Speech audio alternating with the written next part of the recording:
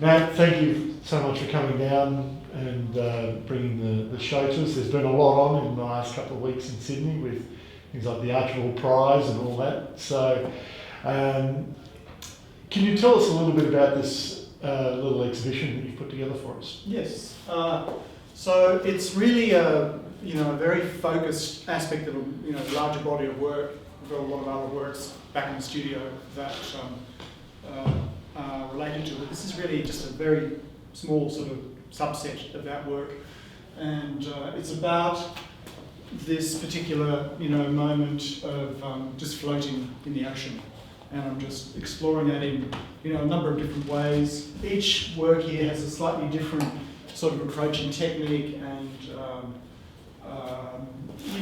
and kind of content in a way, leading from these ones which are really quite like studies maybe for these larger works, and then you get onto this one here, which introduces colour and gets back to the wider sort of concerns I have in the other work. Using colour is very much it's a very important meaning for me, this particular type of colour. So silver is a constant. This is called the silver expanse. Yep. And it relates to something that is it's a very sort of fundamental way that I see the world, and I use silver as a kind of a way of as a kind of a thematic thing and a kind of a notion that everything comes from silver, or everything comes from the silver, whether it be ideas, objects, whatever. Silver is a way of tying everything together. So things emerge from the silver. And so it's just a really simple idea like that.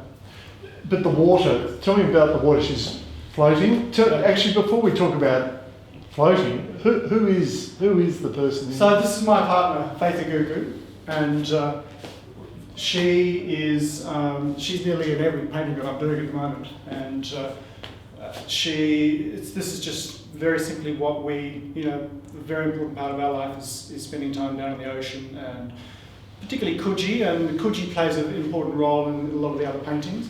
But this is just really simply about what we love to do, and it's just about part of our life. Being in an interracial relationship, obviously there are lots of other things, areas that I explore in relation to that. And things I could talk about the fact that this is not exoticizing someone, and that is something that she's come across in her life. This is just about normalizing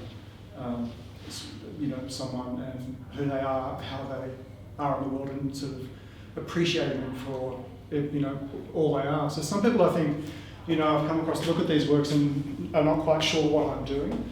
But I know with my black friends and loved ones, they know exactly what I'm doing. They know that I'm seeing Faith for who she is, and in the conception of the world of peoples, if you can expand that and allow people to be 100% who they are, and expand your idea of what that is, and try and get rid of biases and things that you've grown up with. They can be 100% who they are. They don't have to hide anything, whatever. This is what I'm doing. It's not about exoticizing someone. It's about normalizing who they are in an expanded view of who we all are.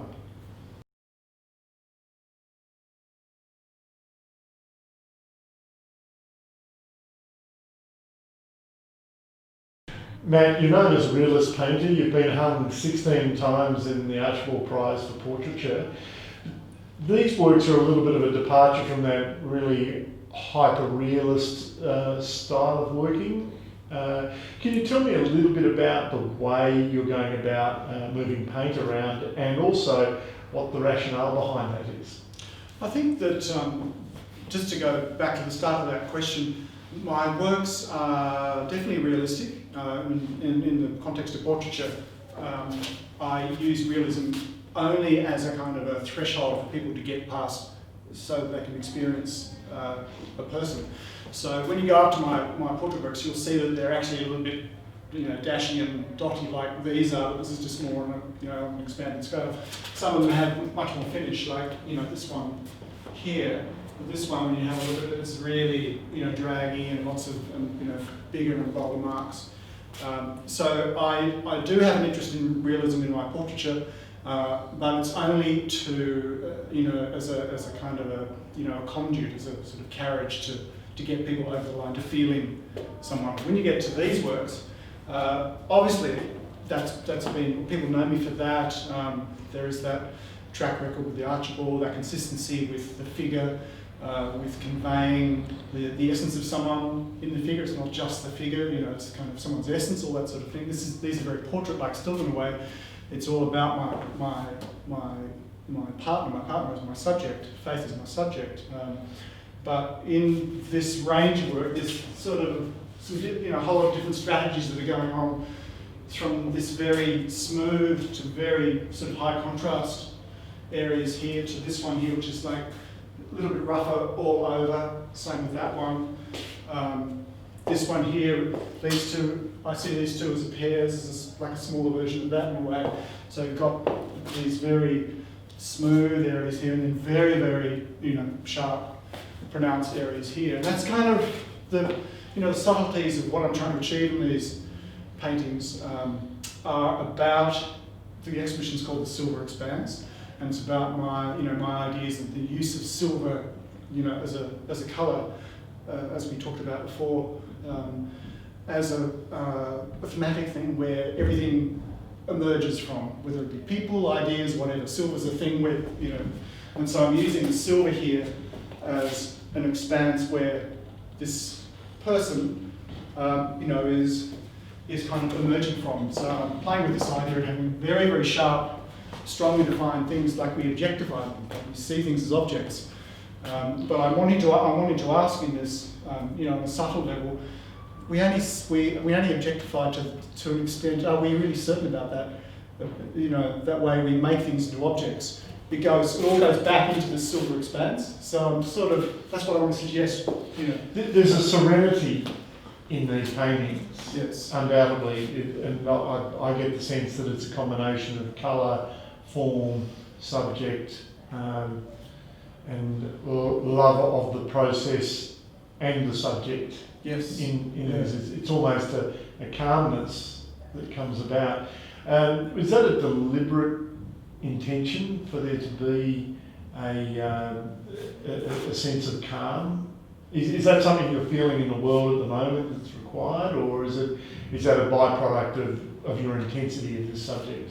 Yeah, it's a great question about the world at the moment, because we have to have the equipment to be calm within this world. Yet at the same time, we can't turn away from this world. So we also have the equipment to kind of deal with it and accept the world. Sometimes push back at the world, and this gets back to it's one of the points that Anthony made about this is just like a little moment. It's a tiny moment of serenity.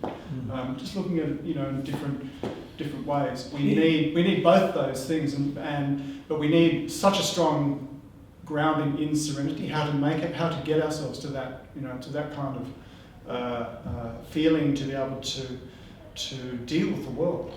So this little body of work, it is almost like a dip in the ocean, isn't it? Just a refreshing marker, just to reset. Yes. Yeah.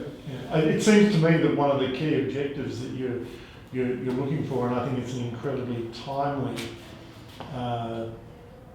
theme for not only Australia but the world, is this, as you say, normalisation of our relationship between different races as well. And it's certainly something that has gained a great deal of momentum, and then you have the great leveller of what's happening in the world at the moment, where it just doesn't matter where you're from or who you are, everyone's affected. Yeah. So to me, there's a sense of a levelling in these works as well. Yes, yeah. I find them incredibly calm. You can see yourself in this work? I see everyone in this work, actually. I see the dappling and the application of paint to be, from a historical sense, I actually see a lot of impressionism in there. Yeah, definitely. Definitely. But, that sort of grounding that you've got going on in strong figuration comes through. Yeah. It's easy to... I've always found in art history, people who can abstract the form, if they really understand the form, can achieve some incredible things. Yes. I definitely want to head there as well. That's another important part about this work. It's very formal in a way, you know. And we've had, you know, long discussions about this. You know where I want to go, but I think that there's a way that I need to get there. You know, so I need to kind of, you know, honour my, you know, the skills that I have and that kind of thing. I need to work out a way, an organic way out of that. I don't want to abandon it, but some of the works you've seen of mine, they're more experimental with the figure. They're not so specific, not so defined, and I'm definitely, you know, open to that with this work here, Dream. It's really a combination of this serene moment with simultaneously with another sense of reality, you know, underneath. You can't quite work out if it's underneath or on the top. It's about, you know, it's what I'm suggesting, pointing to my other works, pointing to colour, a specific thing about, you know, specific meanings that I ascribe to colour. You know, colour is a very important thing in relation to my relationship to faith and my black friends. Colour is a very, you know, is something I call it, you know, there's a certain aspect of colour that is a gift from them to me. You know, there's other things that, so I'm pointing in other directions here, but I have very much, you know, fidelity to my roots, if you like. It's a curious place where I am in the world. You know, I'm a white person, but I have very strong adjacency to black cultures, black friends, black loved ones, and it's a very interesting place to explore. And so it's not a time to abandon those things that I do. You know, that come natural to me, but at the same time, I'm very much open to the things that I can, you know, that I have more and more experience with.